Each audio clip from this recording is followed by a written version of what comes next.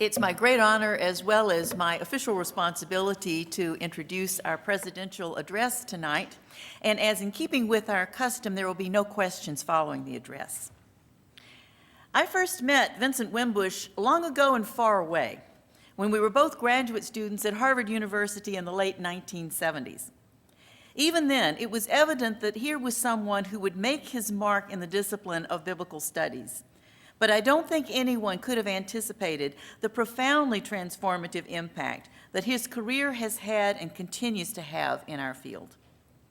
Some of you will know him as a scholar of asceticism in Greco-Roman and early Christian cultures, for he is the author or editor of some 6 important books on that topic.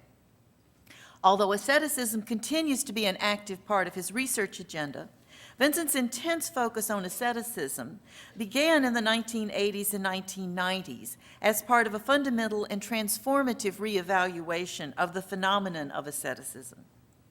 But even as he was making a distinguished reputation for himself in what many might consider a rather traditional field, Vincent was simultaneously developing a critique of the assumptions of the dominant models for doing biblical studies as a narrowly historical critical enterprise.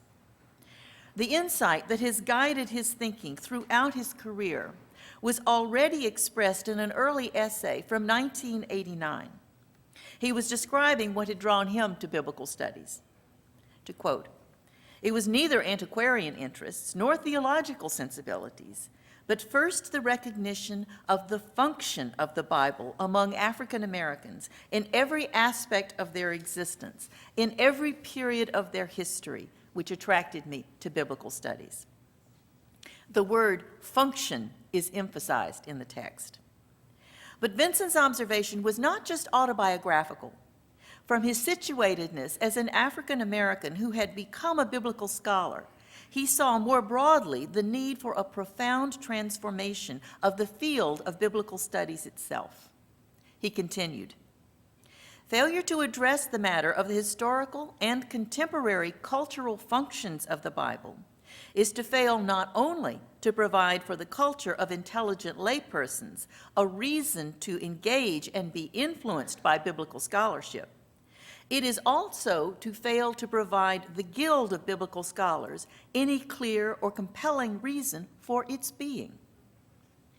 Now, that was perhaps a more startling claim in 1989 than it is today, though even those who are inclined to agree with it often see the accomplishment of such a goal as far beyond their capacities as biblical scholars. But not Vincent. He embarked upon an extraordinary series of collaborative research projects, first at Union Theological Seminary and later at Claremont Graduate School, designed to bring such a vision of what it means to study Scripture into being. And Vincent did not think small.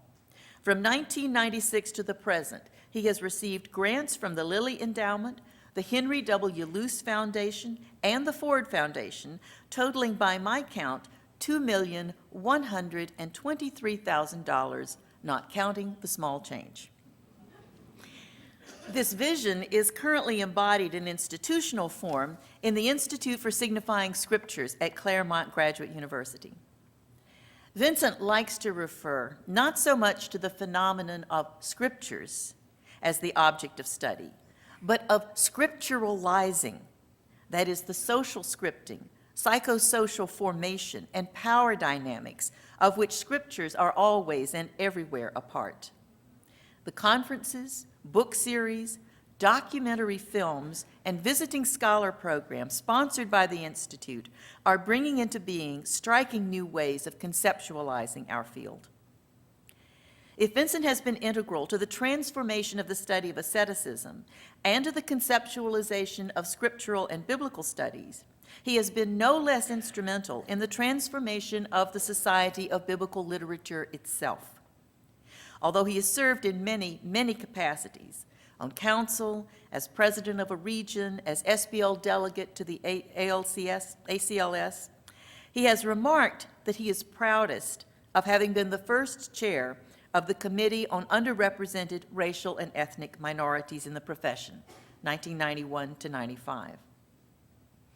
The SBL is a very different institution than it was when Vincent and I first came to its meetings.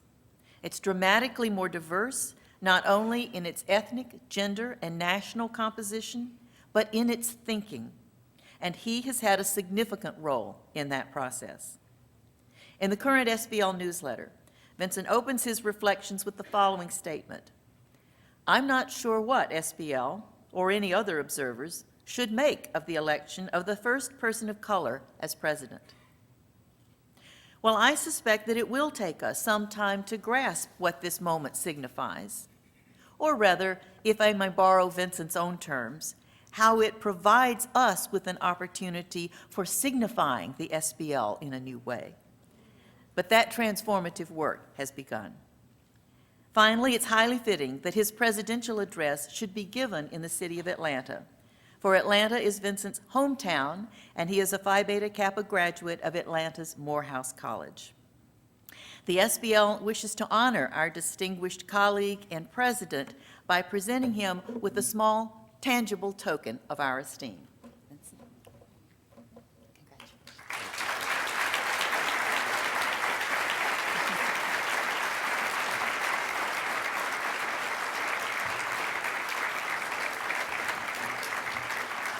Thank you. Thank you, Madam President-elect, and thank you all.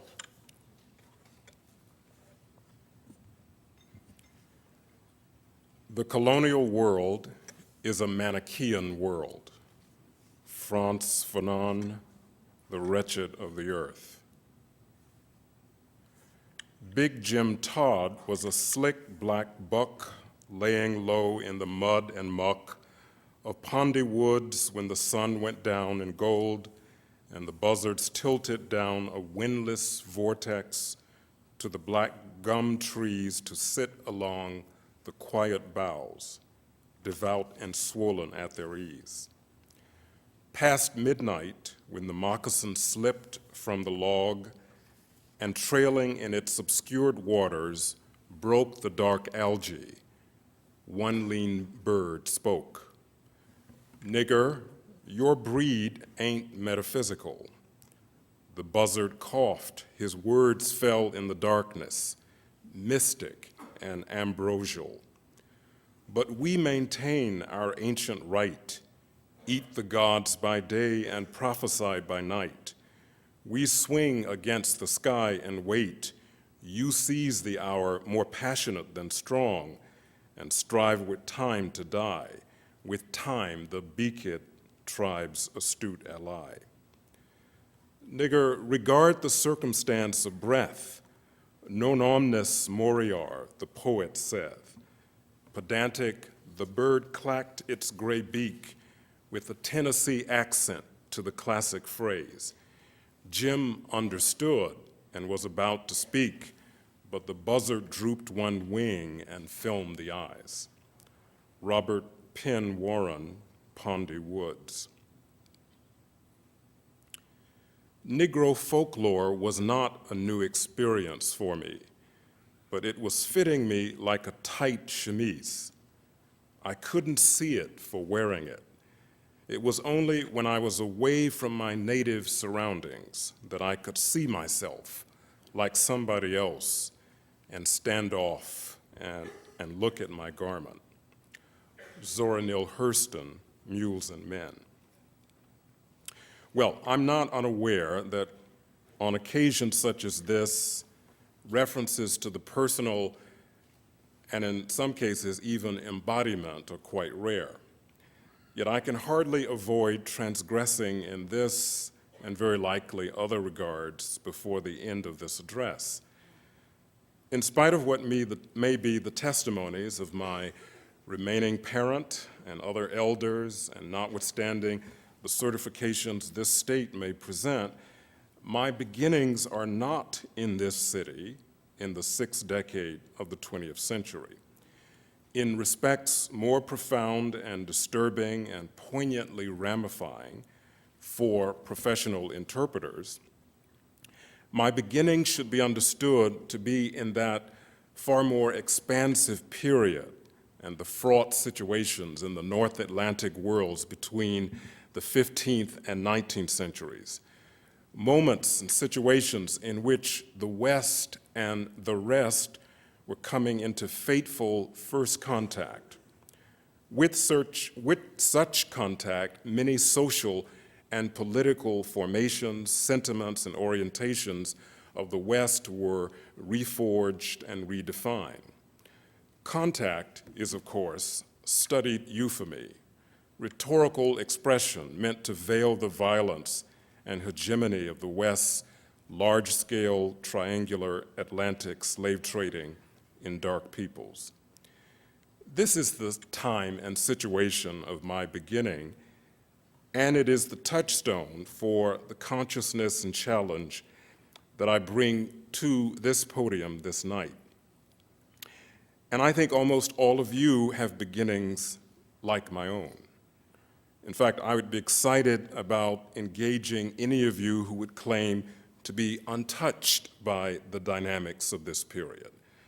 The dynamics now still largely determine, even haunt, I would argue, are sometimes different but also common positionalities and orientations, practices, discourses, ideologies, politics, social formations, included in the haunting are, of course, the profound shifts in the understanding of the self, including ideas about freedom and slavery of the self that have marked this period. Although differently named and tweaked from decade to decade since 1880, those practices and discourses that define this professional society have always been, and are even now, still fully imbricated in the general politics and emergent discourses of the larger period to which I refer. And the cultivated obliviousness to or silence about, if not also the ideological validation of the larger prevailing currents and dynamics that mark this larger period, are part of the history of this society. With its fetishization of and preoccupations with the rituals and games involving books and, of course, the book, with its politics of feigning an apolitical ideology, its simple historicist agenda, mixed from time to time with unclaimed, unacknowledged theological interests, its commitment to sticking to the text, its orientation in reality has always contributed to and reflected a kind of participation in sticking it to the gendered and racialized others. The fragility of the fiction of the apolitical big tent holding us together is all too evident in the still mind-numbingly vapid language we use to describe our varied practices, ideologies, and orientations. Of course, there have been challenges to the society and its orientations in many periods in its history. You know what they have been, but you will not be surprised if I suggest that the challenges have been too few and too tepid and always belated. The fact that we cannot today document the membership and participation of a single African American in this society before the 5th decade of the 20th century, the fact that the most recent history of SBL, in observance of its centennial, does not even mention Black membership or a Black member, the fact that we cannot point to the official, regularly scheduled gathering of, let's say, 2 or 3 African Americans in official discourse before the 8th decade of the last century is, of course, shocking. Only with the initiatives of Thomas Hoyt Jr., then at Hartford, and John W. Waters, then at ITC, in the 1980s, which led to the Stony the Road Project in the late 1980s, which in turn led to the establishment of the first honestly ethnically marked program unit, African Americans in the title, that paved the way for all such units that exist today. Only with such initiatives do Black peoples and other peoples of color appear in numbers and make a point at all about racial ethnic diversity in SBL.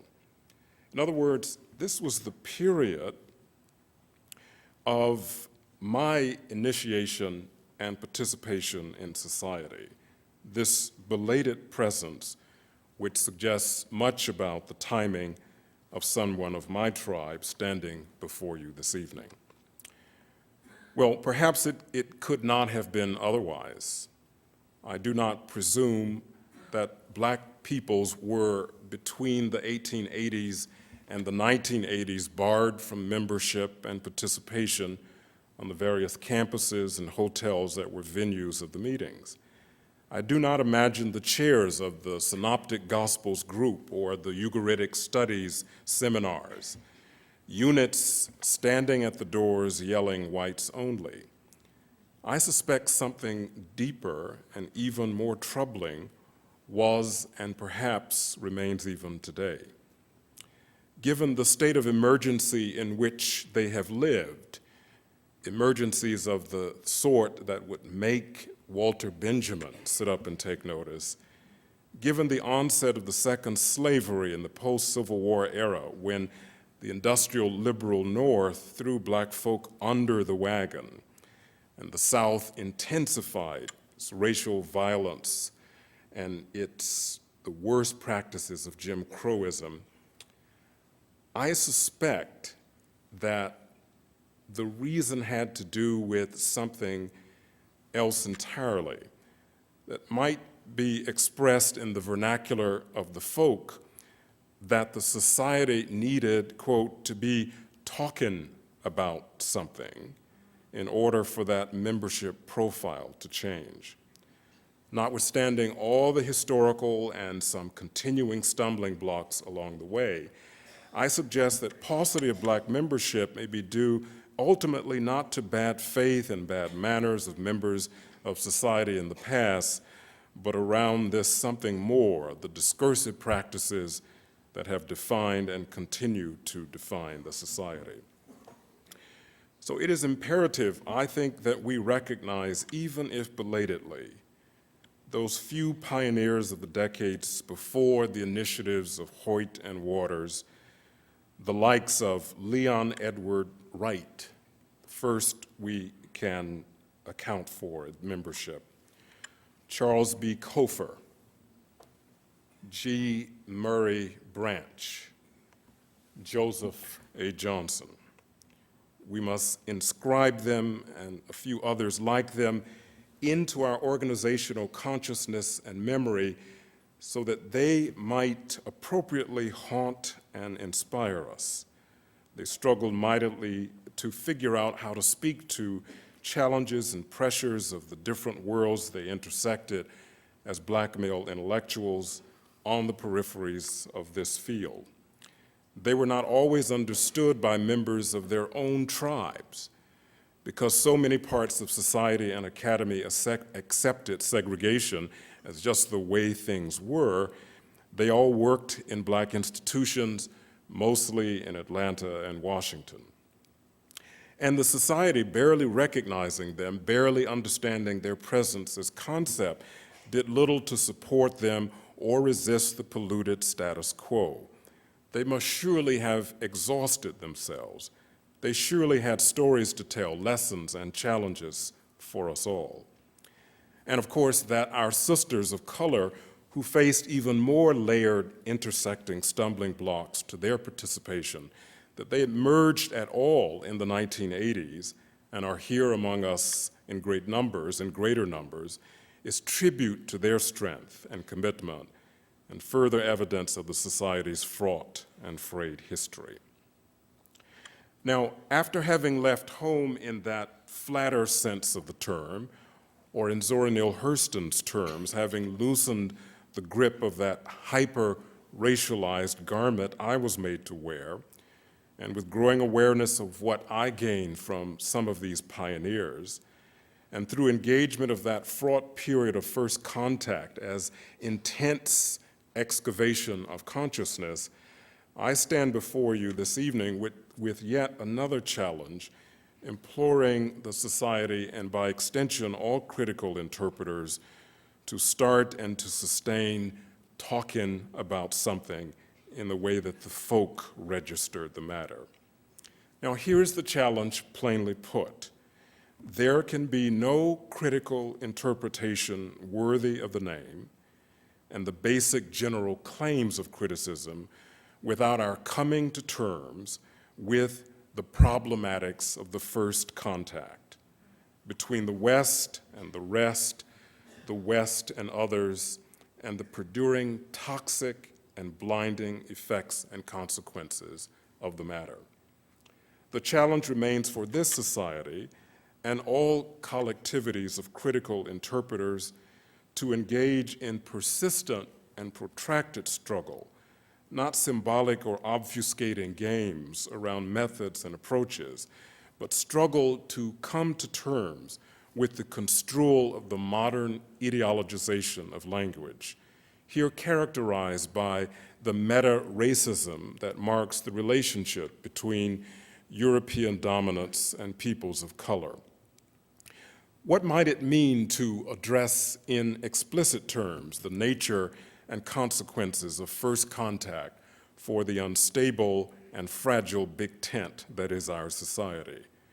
What might it suggest for the ongoing, widely, differently prioritized and oriented work we do in our different settings and contexts, with our nonetheless still widely shared elitist claims and presumptions about such work? It would make it imperative that we talk about discourse and power, slavery and freedom, life and death. In addition to the persons quoted at the beginning of this address, I've given myself permission tonight to conjure one of those booming, haunting voices from an earlier moment in that period of first contact, a voice belonging to one among those people heavily signified, one, as W.E.B. Du Bois put it, who was a voice within the veil. Unlike Warren's Big Jim referred to in the poem read earlier, in his 1845 narrative, Frederick Douglass looks back on an incident from his youthful years when he was a slave. The incident, as type, was seemingly a recurring one, but he makes the reader experience it as a regular pointed one for narratological effect. It's an incident that Douglass, the recently escaped and young but emerging lion-voiced abolitionist, remembers and recounts for the assumed mostly white abolitionist-minded reader. What he touches upon and opens up in an astonishing display of romanticist and critical reflexive communication are several issues that likely escape the review or were not or perhaps could not be fully understood by the Garrisonians, the abolitionists, patronizers of the young slave. These were issues that still offer pointed challenge to all moderns, especially those interested and invested in thinking about something, that is, about the enslaved, enslaved thinking, critical and free interpretation. And so I quote Douglass. "The slaves selected to go to the Great House Farm for the monthly allowance for themselves and their fellow slaves would make the dense woods for miles around reverberate with their wild songs, revealing at once the highest joy and the deepest sadness. They would compose and sing as they went along, consulting neither time nor tune.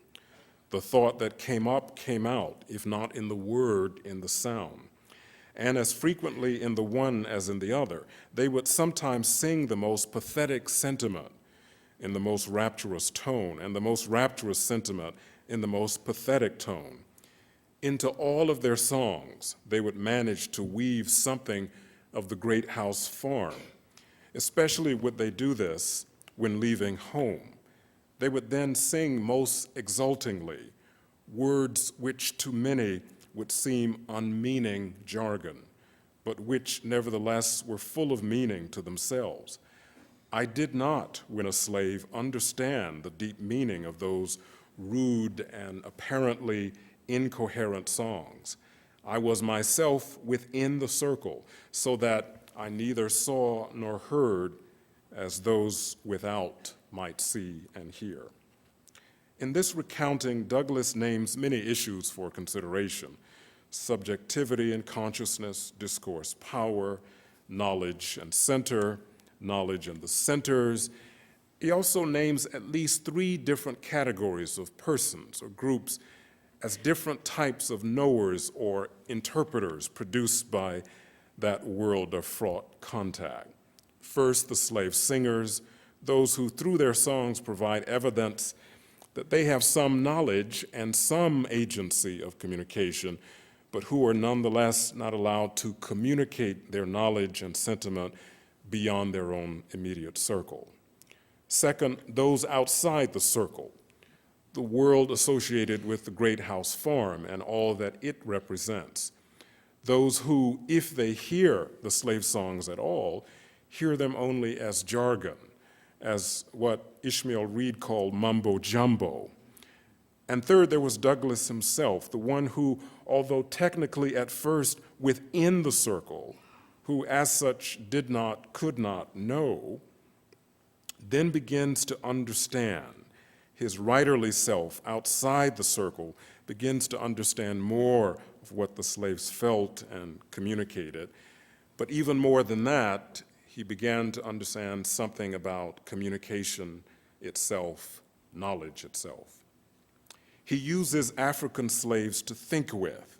He thinks in terms of sight as insight, sight in terms of types of consciousness and interpreters: the enslaving, the enslaved, and the runagate. These categories, I submit, and I think Douglass thought, were not always totally mutually exclusive. They can be in history and have been complexly intertwined, yet there's justification for their isolation for the sake of a particular kind of analysis.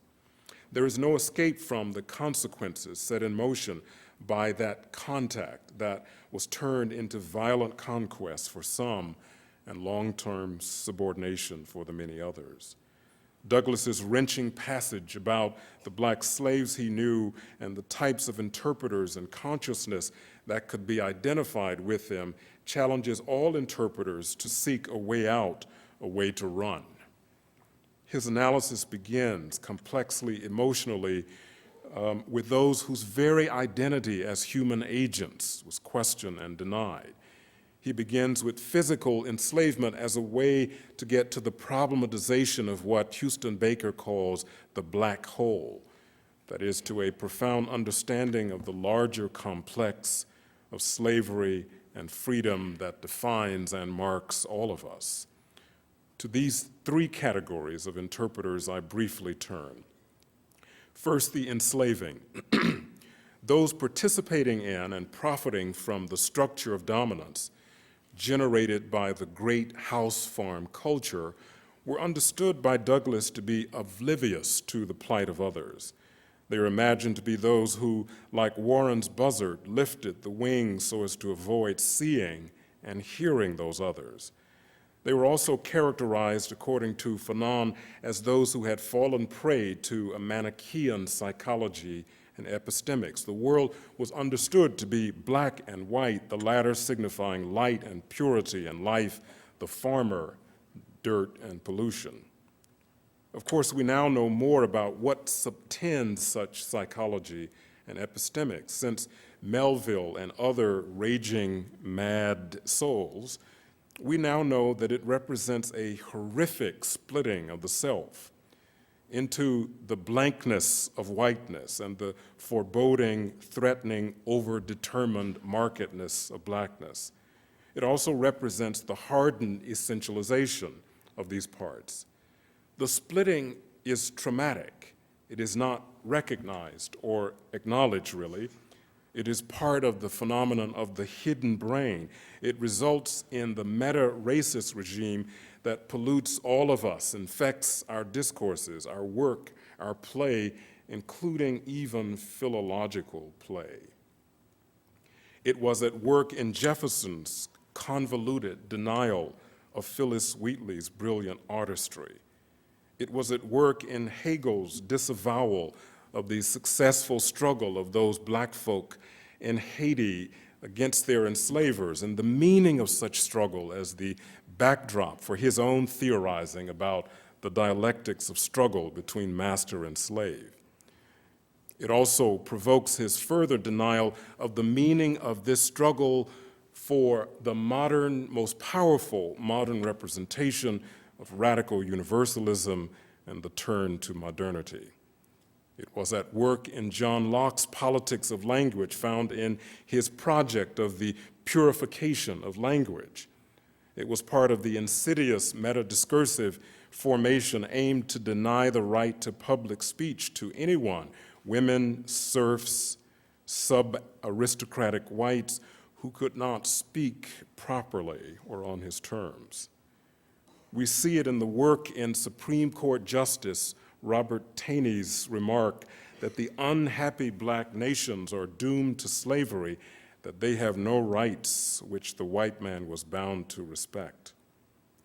It was at work when the white evangelical Tony Perkins of the Family Council declared on CNN the last presidential election cycle with great authority and without a whiff of qualification, much like Warren's buzzard, that the Jeremiads of the urban black pastor named Jeremiah were unscriptural.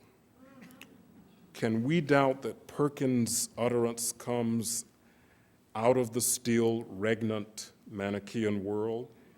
Is it hard to see in his mind, buried far in that hidden brain where meta-racism thrives, that there is an assumption that he and his tribesmen own the Bible and that they are invested with all rights and privileges appertaining thereto, meaning control, for our sake, of the discourses about the Bible?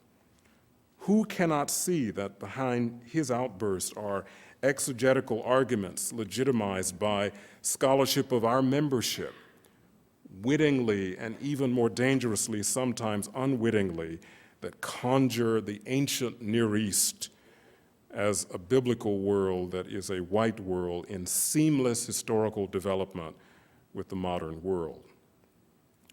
These and other examples of disavowals and tortured silences, twisted arguments and declarations reflect the pollution and veiling of humanity and consciousness that is the Manichaean construction.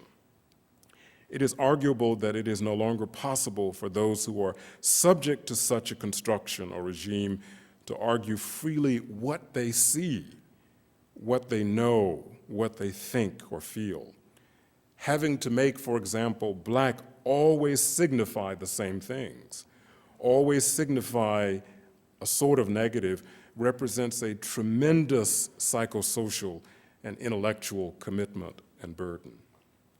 This mentality of denial and disavowal, the most trenchant reflection of the Manichaean, has been powerfully imaged in the frontispiece to Jesuit scholar Joseph Francois Lavital's 1725 multi-volume work, Mœurs de Sauvage Américains, and he compared the savages in the ancient world to the modern world.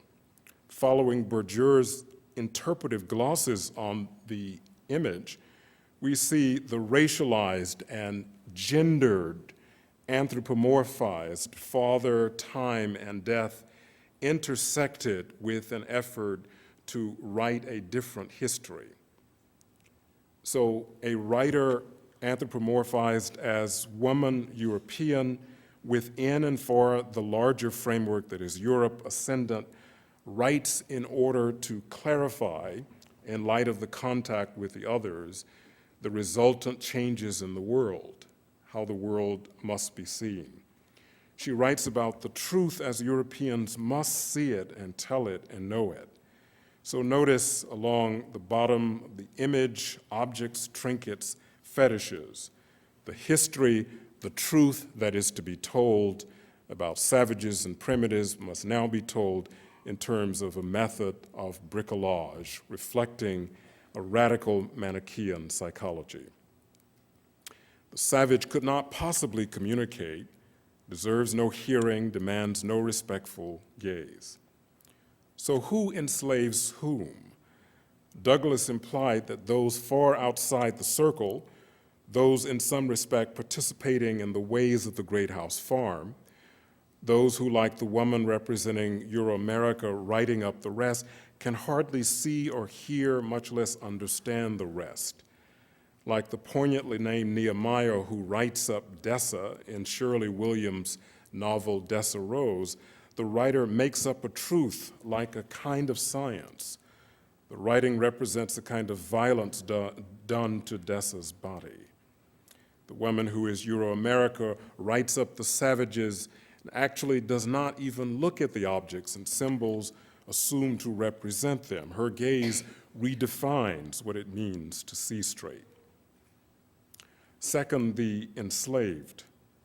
They were denied the main currents of communication and social exchange. They were considered chattel, so it was assumed they were unable to think or communicate, part of the ways of the swinish multitude that Edmund Burke identified. They were presumed not to be able to read and write, at least not in canonical, cosmopolitan European languages or modes. Douglas knew that the black enslaved could make meaning or make things mean, but not beyond their immediate circle. Outside their circle, they experienced little or no intersubjectivity, and so he did not over-romanticize that situation. This was indeed to be one of the most important meanings and consequences of enslavement, that their language was an anti-language, unrecognized and unacknowledged. This is what Douglas referred to as the unmeaning jargon. They were rendered ultimately silent and invisible. Ralph Ellison's character in Invisible Man has put the phenomenon in the most riveting terms. I am invisible, he says, simply because people refuse to see me. Like the bodiless heads you see sometimes in circus sideshows, it is as though I have been surrounded by mirrors of hard, distorting glass. The evidence of the silencing and invisibility is everywhere to be seen. Consider Rebecca Pronton, an 18th century pioneer, Moravian missionary and evangelist, and founder of one of the first African American congregations in the North Atlantic world. She's largely been forgotten.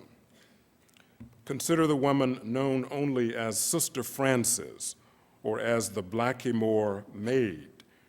Her well-known charismatic leadership in the establishment of the 17th century Protestant formation that became the Church of Christ in Broadmead, later Broadmead Baptist Church in Bristol, was erased by Edward Terrell's establishment revisionist history. Her leadership was reduced to overdetermined categories and sentimentality. She was literally, by the pen, erased out of her rightful place in history as a powerful founding figure. And Douglas's own situation as writer is worth mentioning. The abolitionist William Lord Garrison, who provided the preface to Douglas's 1845 narrative. Whatever may be said about the substantive comments made in the preface, it is clear that it functioned primarily to translate Douglas, to provide meta-commentary for all that was to follow. This is an example of enslavement as a kind of framing. A discerning reader can determine whether Garrison ever really understood Douglas's text. Douglas later severed ties with Garrison and the Garrisonians. He came to understand how slavery could continue to work way up north as discursive framing.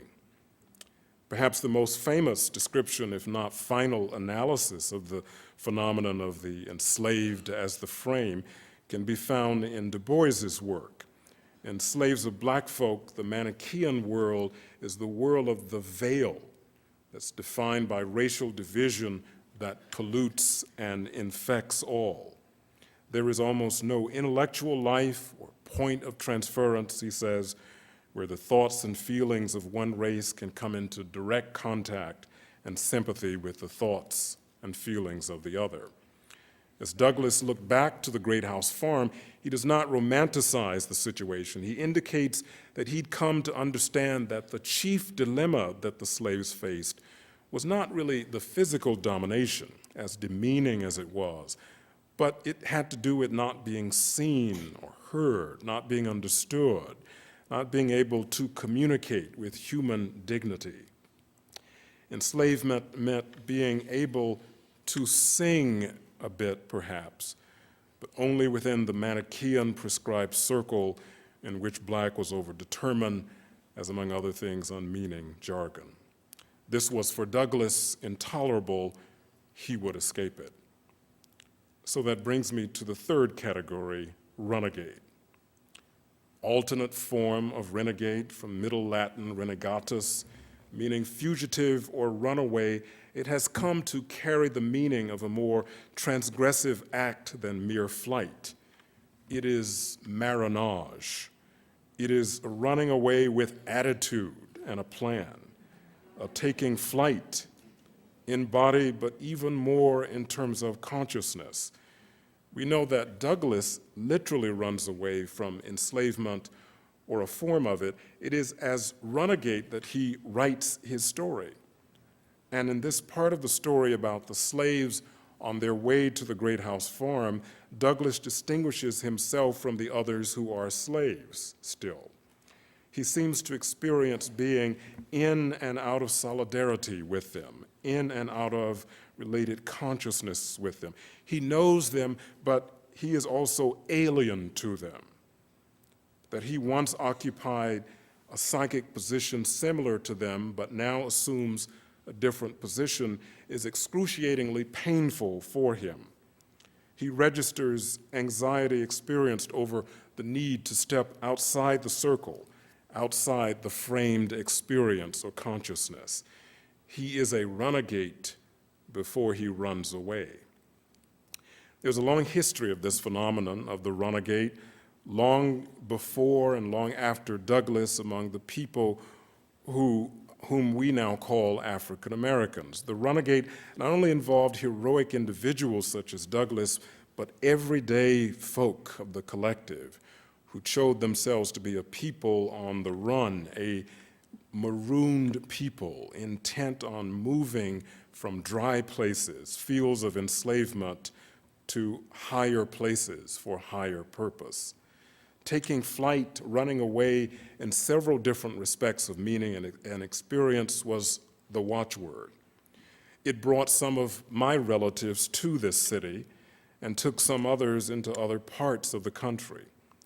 That other famous philosopher, called Locke, as in Elaine, in his 1925 edited volume, The New Negro, vividly captured the impetus and drama of one of the waves of runagates in the 20th century. I quote, "The wash and rush of this human tide is to be explained primarily in terms of a new vision of opportunity. With each excessive wave of it, the movement of the Negro becomes more and more a mass movement toward the larger and more democratic chance, a deliberate flight not only from the countryside to city, but from medieval America to modern." Jacob Lawrence's visualization of the phenomenon brilliantly captures these sentiments.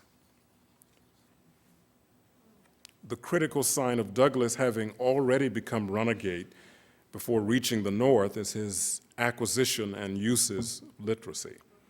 Having learned to read had to do with more than learning the letters, being given the inch, as he called it. His reading involved taking the L and beyond. That is a much more complex phenomenon with profound consequences far beyond those feared by the masters. His command of text is like Blanchot's notion of reading as reading past the text to the work. There is a reading of a complex self, an historicized self.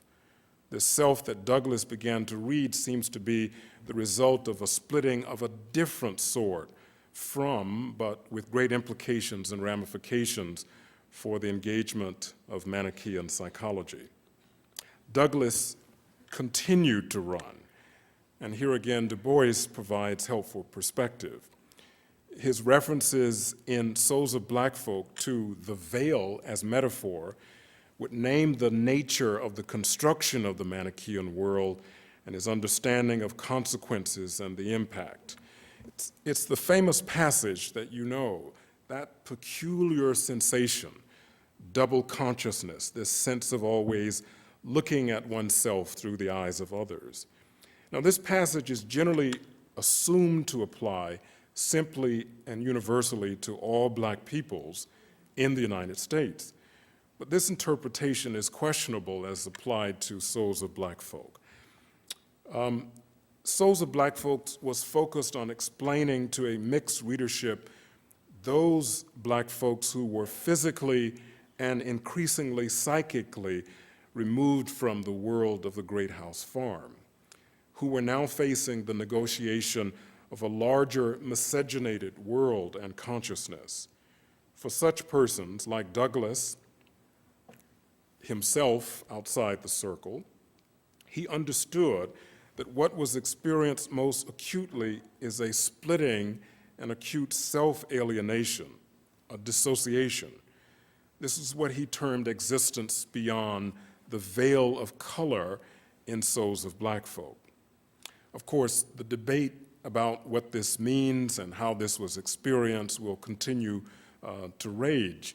In fact, one wing of interpretation has led to an understanding that, in fact, the response should be construed in the terms associated with Martin Delany and Marcus Garvey when they declared themselves and Black peoples in general to be moderns with no truck with the past. So Douglass's miscegenated and alienated consciousness led him to wage battle, to want to run. It was the fight with Covey, the infamous nigger breaker, that sharply reflected Douglass's struggle with this alienation. Douglass understood the fight with Covey to be more than physical contact. In Covey, Douglass comes face to face, so to speak, with the more tangible manifestations of meta-racism, the system and its imbrication of Christian ideology, teaching. It also occasioned opportunity for Douglass to represent his confrontation with the world of the slave, more specifically African traditions represented by Sandy the Root Doctor. Like Jacob's wrestling with the angel, Douglass fights an existential battle. He fights against aspects of himself that had been forced to split on a kind of Manichaean meta-racism. He fights the white side of himself, represented by Covey and his absent father, which derides and demeans and denies him. He fights the black side of himself, represented by Sandy, with that limited agency and communication and skills, some timidity, perhaps even perfidy. He shows himself to be conscious of the tightly controlled, tightly coiled constructedness of both worlds. In the end, he fights, and this fight results in his becoming a subjectivity that was miscegenated, but not merely a blending in literal or physical terms, but an independent self that was now unstable, fluid, protean, embattled, split from the framing. It was this splitting and anxiety over it that Du Bois considered an opportunity and a gift to black subjects, and through them to the larger world. The forced splitting provides opportunity for cultivation of heightened critical consciousness. I read from Du Bois's The Concept of Race. Once in a while, he said, noting that the phenomenon was not guaranteed but had to be cultivated and exploited through all of us, that is, those forced behind the veil, that sheet of invisible, horribly tangible plate glass limbing a dark cave. This situation within which black folks are entombed souls, hindered in their natural movement, expression, and development, once in a while, he continues, there flashes some clairvoyance, some clear idea of what America really is. We who are dark, he concludes, can see America in a way that America cannot. In learning to read not just text, but texture and world, including what Covey represented in the world, but also in the same scene, what Sandy represented in the world, Douglass had escaped from the cave, from the tight circle. Now, what might these arguments and perspectives mean for the Society of Biblical Literature? How could its discourses and practices not be fully implicated in the reflection of the Manichaean ideology and epistemics? In what respects might its epistemics be different from that of a Tony Perkins or a Thomas Jefferson? How can the ever more sophisticated methods and approaches of the operations of the Society's diverse members focused on a single, at most two complexly interwoven texts or traditions avoid functioning as apologetics for the nation or the empire and their satellite orders? How can the Society avoid making and keeping the scriptures and all the characters in them white like Ahab's whale, or white like the color of Perkins' ancient Near Eastern world? Well, Douglass hints at this way out. He argues the critical interpreter must escape, must run, must be outside the circle. His own experience as scripture reader is a direct challenge. Before he escaped in literal terms, he started a secret seminary or religious studies program. He called it a Sabbath school. This was for groups of slaves from various neighboring plantations. He indicated in somewhat veiled terms that his motive had to do with more than teaching letters. We were trying, he said, to learn how to read the will of God. That is, to read life and death, slavery and freedom right there. He helped establish a safe zone within which the students could learn, think, talk among themselves, in direct opposition to the expectations and interests of the masters, and as a practice reflecting what Michael Taussig calls mimetic excess. This scripture reading practice reflected self-reflexivity, a heightened consciousness of what he was doing, of his imitating the other, and with a difference. He knew that the reading of the scriptures was hardly ever mere reading of an ancient world, but it was about the life of slaves running toward freedom. Douglass positioned himself to read and to help others to read both worlds, both levels. Can the members of this society claim that kind of consciousness? Can they claim to be in solidarity with a statement attributed to Sojourner Truth that she, like Douglass, they were not readers of small stuff, that is, of letters, but of people and nations? He was not so much reading scriptures as he was reading or signifying on the regime of reading scriptures, a kind of scripturalization. He was reading the regime that creates and enforces uses of scriptures, like Kafka's aping high-minded humans. He showed his thinking about thinking.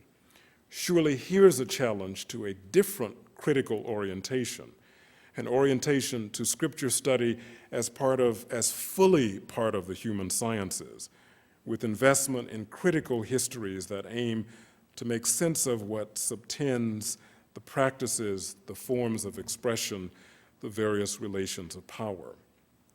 It makes sense, of course, with all the pain and trauma involved for the black self always to want to run, to let go.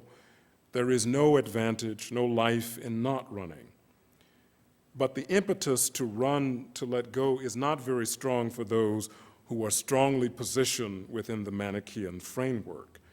Such hidden brain fundamentalism around which much of the Euro-American world is built is so deeply buried, so tightly coiled, so persistent, that nothing less than shock can dislodge it. Although a renegade member of a different academic professional, Michael Taussig makes of himself a poignant and perhaps painful example and lesson for our consideration.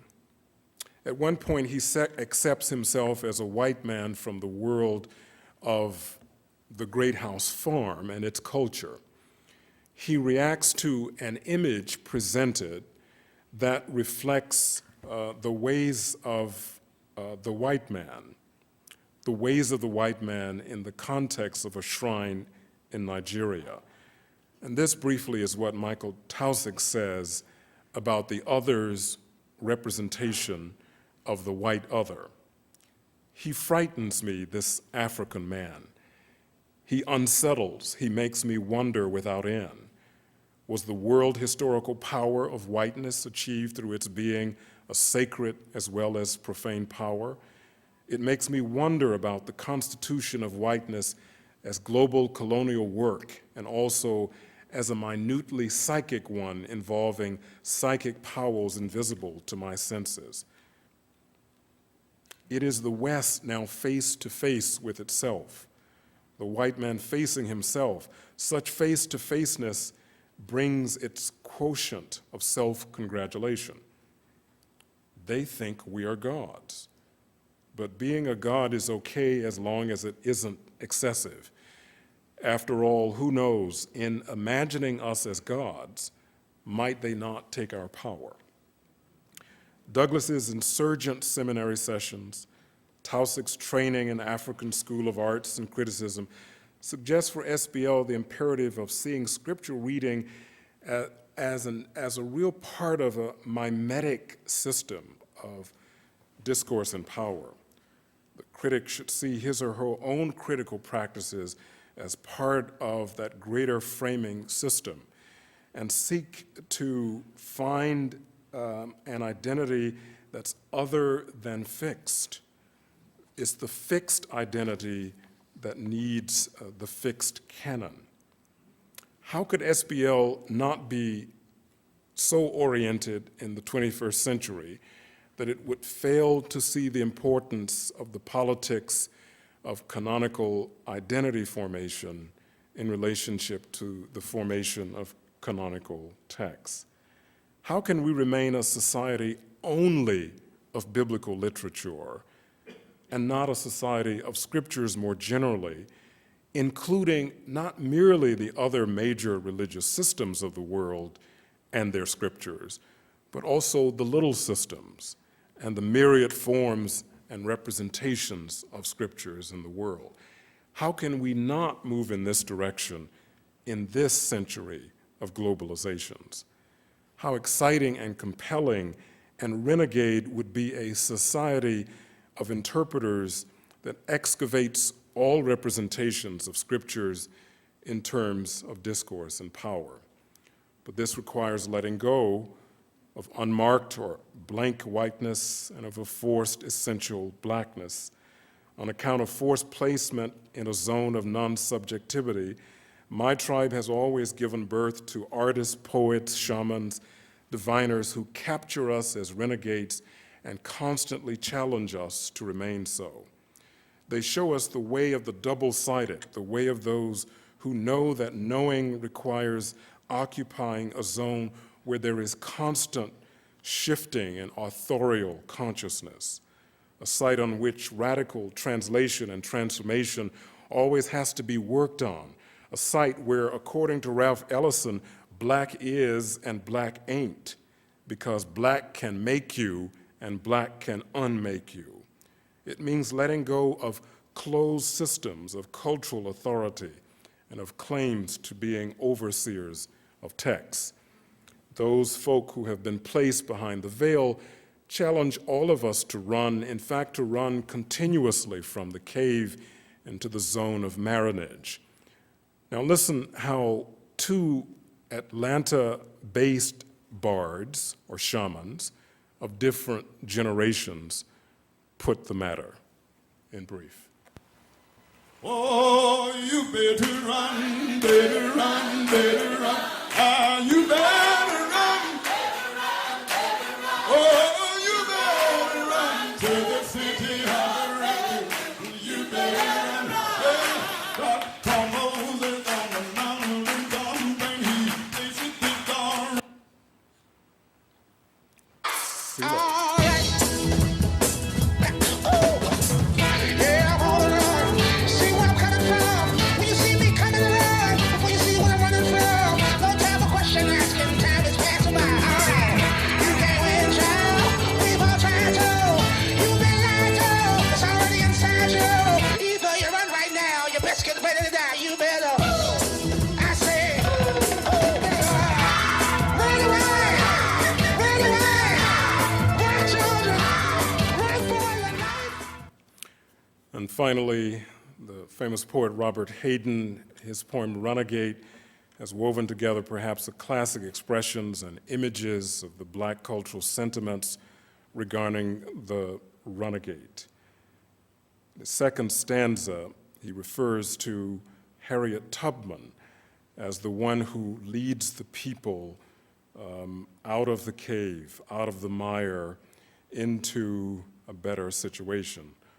Wanted Harriet Tubman, alias the General, alias Moses, stealer of slaves, in league with Garrison, Alcott, Emerson, Garrett, Douglas, Thoreau, John Brown, armed and known to be dangerous, wanted, reward, dead or alive. Come ride on my train, oh that train, ghost story train, through swamp and savannah, movering, over trestles of dew, through caves of the wish, midnight special on a saber track, movering, come ride on my train, mean to be free.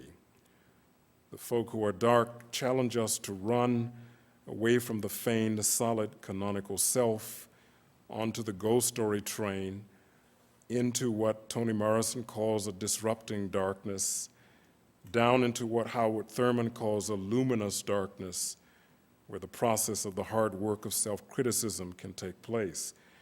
They also warn us that ultimately there is no other way out. That must have been what the unknown bards, the song poets, meant when they crafted and sang, "It's so high you can't get over it, it's so low you can't get under it, so round you can't get around it, you must go through the door."